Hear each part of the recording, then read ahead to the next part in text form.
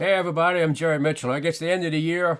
So small business owner like myself, I have to go through my books, check what I made, what I didn't make for the year, how much taxes I'm gonna pay, and all the XYZ factors that I have to live with as a productive member of society. So looking at the news the other day, they had their COVID relief package. I found it pretty interesting. That was 5,593 page document, similar to that Obamacare that got rammed through Congress. And of course, nobody read it. They had about 10 minutes to decide. They voted on it. Kind of give you an idea. I'm a product of Louisiana education, so what I'm just trying to do for you is give you some numbers, and I want you to fact check it. Remember, all this comes out of your pocket. The government doesn't generate a thing.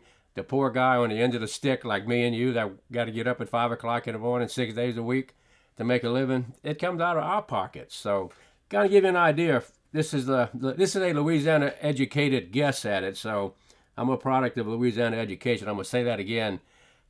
Very poor, very poorly run educational system, by the way. Anyway, give you an idea. It's if you break it down per person, it's $2,700, $2,702.70 per person, the relief package, and each of us who would qualify for it, of course, probably I won't get anything, $600. So that's a pretty big difference of like $2,100 and something going somewhere per person.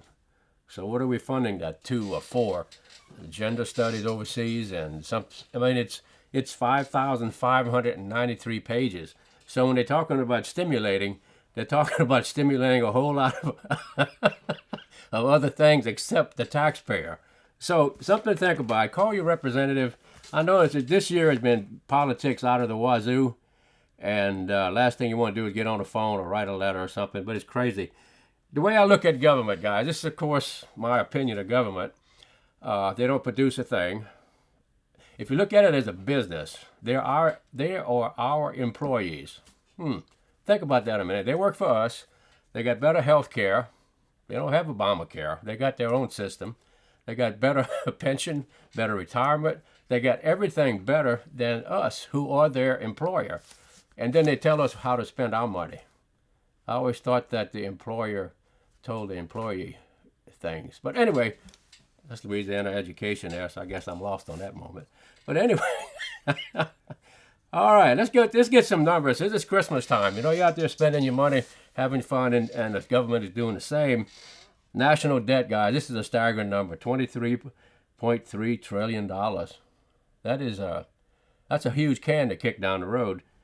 And it's 330 million people, so if my math is correct, we each owe the government, every man, woman, and child, $70,000 plus apiece. That's how far we're in the hole per person. And you put a little student loan debt on that, 1.6 trillion, et cetera, et cetera. My favorite topic, and I've always been a proponent of the post office. If there's ever a government agency that you need to check out, don't believe a thing I'm telling you. Check out the Postal Service. If it ships, it fits. If there's ever such a nonsense statement for a company that has to pay shipping costs, give you an idea, in 2019, they only lost $8.8 billion. So, how much do we have to subsidize a losing organization? And that's the government bureaucracy again. It's been there forever. It's going to be there forever. It loses billions of dollars. And the CEO gets a raise because one year I think they only lost $2.2 billion, so they gave him a raise. Outstanding. Let a private enterprise do that. See how long they're in business. FedEx can't take the losses like that. None of the shipping companies can, but a government subsidized with your dollar can. If it ships, it fits. It's just, it's fun time of the year. Just wake up, guys. We accept this. We keep getting this sandwich, and they want us to take a bite out of it every year. But sooner or later, it's going to all come to a head. And what are we doing here? It's actually we're taxing our next generation. Your kids, their kids. This is going to have to be paid some kind of way. The government makes money. They print it. That means nothing. They give out money. It's your tax dollars. They give it to everybody. Our job is to try to control where it goes. It's very hard to do that. But anyway, I want to give a shout out to Eric over that Iraq veteran 8888. He says a lot of stuff on Twitter. He's very vocal about the Second Amendment, but to me, life is a one sentence kind of a application. He had a little tweet. He said, "You can vote in socialism, but you always have to fight your way out of it."